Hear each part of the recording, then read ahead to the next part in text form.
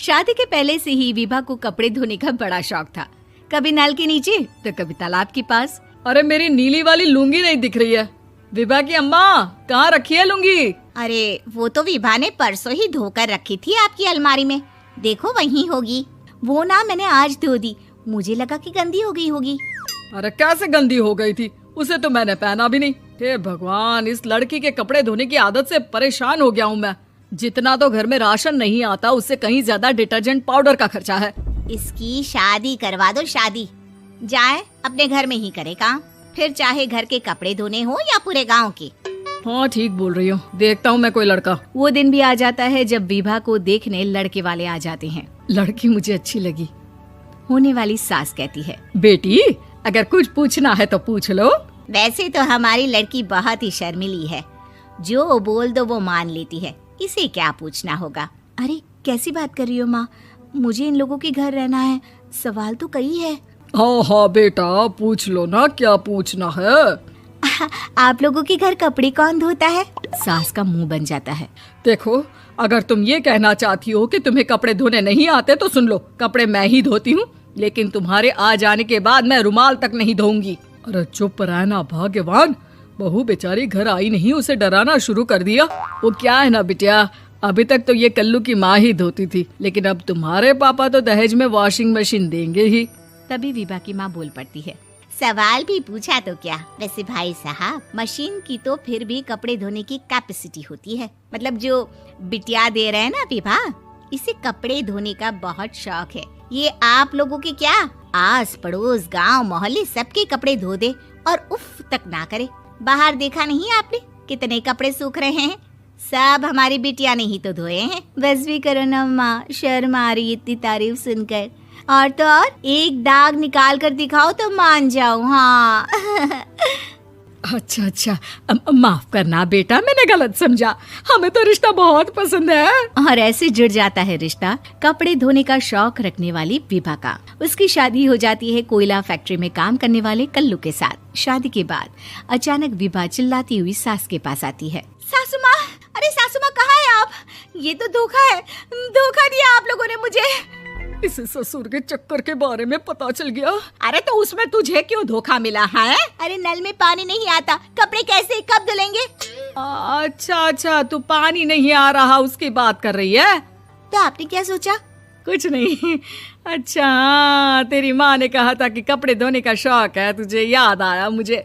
शौक शौक बोलकर कपड़े धोने वाले मेरे जुनून को कम ना आके सासू माँ, कपड़ा धोना मेरा गुरूर है।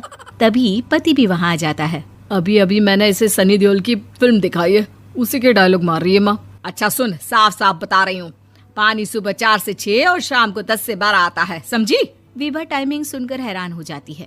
ये क्या भूतों का मोहल्ला है? सुबह 4 बजे उठकर कौन कपड़े धोता है? 4 बजे टंकी में पानी जाता है, फिर सारा दिन धोना ना, किसने मना किया? अरे कैसी बात कर रही हैं? 200 लीटर की टंकी में कितने कपड़े धो लूंगी मैं, सुबह ही उठ जाऊंगी मैं। अब क्या था, विभा सुबह 4 से लेकर रात के 12 बजे तक कपड़े ही धोती रहती। एक रोज सास पड़ोस से निकलकर कहीं जा रही होती है कि साथ वाली कहती है, हाँ कल्लू की माँ, जरा ये बताओ कि 2 साड़ी है, 2 ब्लाउज और एक पेटीकोट और एक नाड़े वाला लंबा कच्छा। हाँ तो? अरे तो क्या, कितना लोगी धुलाई ये बताओ। धोबन दिख रहे हैं हम क्या? हमारे पति सरकारी नौकरी से अभी अभी रिटायर हुए हैं और बेटा सुपरवाइजर है कोयला फैक्ट्री में। धोबन समझ रखा है हमें। हाय रे कल्लू की अम्मा, माफ कर दो, वो तो मोहल्ले में यही सब बता रहे थे कि तुमने बहू को कपड़ा धुलवाने के काम में लगा दिया है। सास को पड़ोसन की बात सुनकर गुस्सा आ जाता है। वो घर पहुंचती है जहां घर के बाहर ही इतने सारे कपड़े सूख रहे होते हैं जितने कि किसी धोबन के घर पर। अरे ओ कल्लू की दुल्हन, बाहर निकल। माँ जी यहीं आ जाओ, बाथरूम में चादर धो रहे हैं हम। अरे अभी हम धोते हैं, तुमको बाहर निकलो। ये आस पड़ोस वाले बोल रहे हैं कि हम बहू से कपड़े धुलवा धुलवा कर उसे कपड़ा धोने वाली बना दिए हैं। अरे छोड़ो ना माँ जी, किन लोगों की बातों में आती हो? आस पास के लोगों का तो काम ही होता है कि वो किसी तरह सास बहू को लड़ा दे।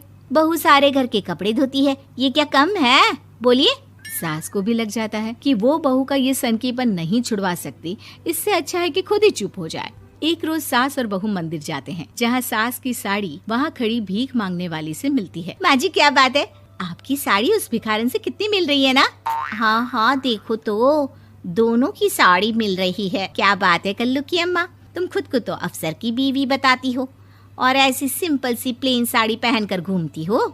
सिंपल और प्लेन नहीं है ये साड़ी। तो क्या सोने के धागे से फूल बने हैं? कुछ भी सासू माँ, कुछ भी। हाँ बने थे इस साड़ी में सोने के धागे से फूल।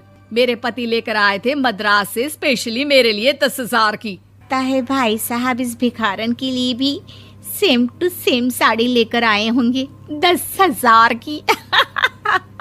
सास उस वक्त तो कुछ नहीं कहती, लेकिन बहू के साथ घर आती है और अलमारी से एल्बम निकाल कर लाती है। ये साड़ी देख रही है, ये वही साड़ी है जिसे मैंने अभी पहना था।